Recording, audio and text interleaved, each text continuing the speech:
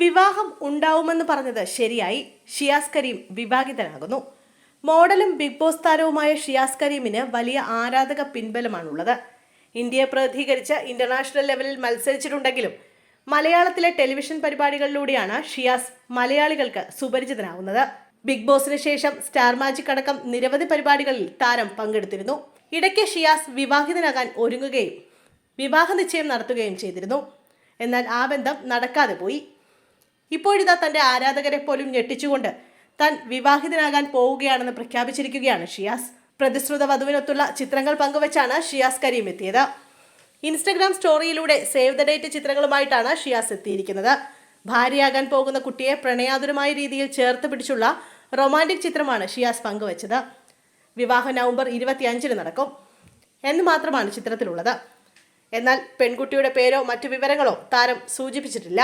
കഴിഞ്ഞ വർഷമാണ് ഷിയാസ് വിവാഹിതനാകാൻ ഒരുങ്ങിയത്. ദുബായിൽ വെച്ച് പെൺകുട്ടിയുമായുള്ള വിവാഹ നിശ്ചയവും നടത്തി.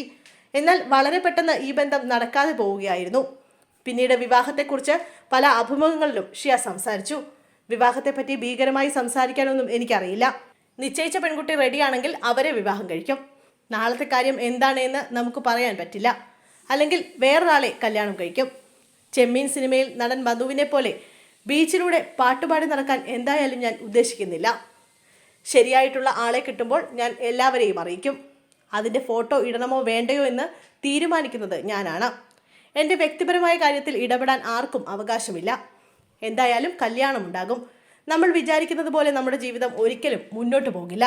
അങ്ങനെ ആയിരുന്നെങ്കിൽ കാര്യങ്ങളെല്ലാം എളുപ്പമായേനെ. ഇതാണ് വിവാഹത്തെക്കുറിച്ച് മുമ്പൊരു അഭിമുഖത്തിൽ ഷിയാസ് കരീം പറഞ്ഞത്.